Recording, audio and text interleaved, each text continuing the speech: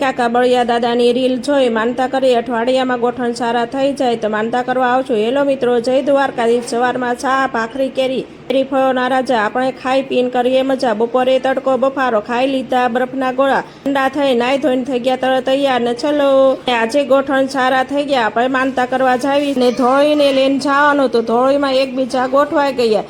એને ધોળી 80 ની સ્પીડમાં દોડી અને ધોળી થઈ ગઈ ભૂખી। ધોળીને ભૂખ લાગતા અમે આવી ગયા પેટ્રોલ પંપે। એને ધોળીને પીવડાવી દીધો ગેસ।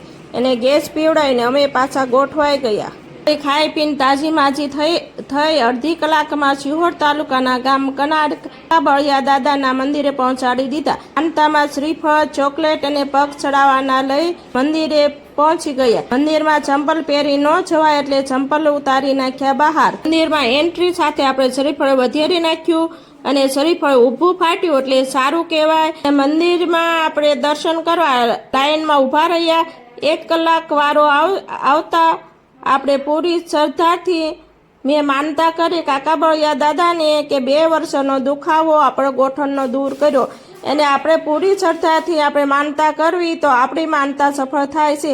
અને તમને પણ જો ગોઠણનો દુખાવો હોય તો અને પૂરી શ્રદ્ધાથી માનતા કરજો અને આ માનતા સફળ થાય છે। અને વધુ ને વધુ તમે શેર કરજો। એ માણસોને જે દવા કરતા જો દુખાવો સારો ન થતો હોય, પગનો દુખાવો કે ડોકનો જે પણ દુખાવો હોય તો કાકા બળિયા દાદાને શ્રદ્ધાથી માનતા કરવી અને શ્રદ્ધા પૂરી થાય છે। પછી મેં ચડાવી દીધા પગ ચોકલેટ શ્રીફળ। એને પૂરી મનથી અને શ્રદ્ધાથી આપણે કાકા બળિયા દાદાના દર્શન કર્યા। પછી આવી ગયા આપણે દ્વારકાનાથના દર્શન કરવા। જેવા મને કાકા બળિયા દાદા ફળ્યા એવા તમને પણ ફળશે અને તમે પણ માનતા કરજો। અને જેને પગ કડ ડોકના જેવા દુખાવા હોય માનતા જરૂર કરજો। અને અમારો વિડીયો પસંદ આવે તો લાઈક શેર સબસ્ક્રાઈબ કરજો।